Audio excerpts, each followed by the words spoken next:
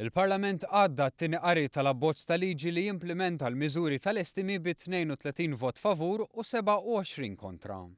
Meta kien qed jalaq id-dibattitu fit-tieni qari, il-Ministru għall-Finanzi Edward Scicluna qal li n-nies iridu li gvern iwettaq dak li jwiegħed, bħalma għamel il-Gvern Laburista fl-aħħar 3 budgets.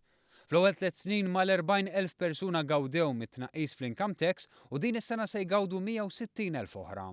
Dan b'kuntrast għal Gvern Nazzjonalista li wieħed ħafna u m'għamel xejn.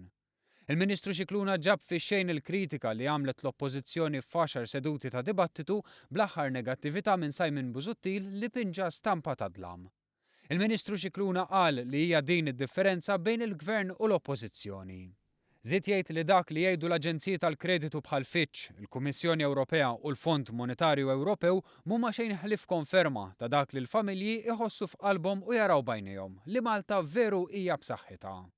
Huwa qal li hu marraf li fl-aħħar ta' Marzu il-fuel se jerġa' jorħos u din tkun it-12-il darba li jsir dan.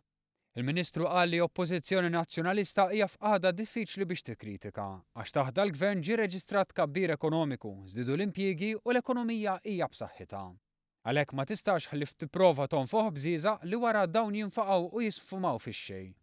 Fost kollox semma s-suċċess anke fil-manifattura, fejn fi żmien Gvern Nazzjonalista naqsu 500 ħaddiem iżda fl-aħħar sentejn żdiedu b'200.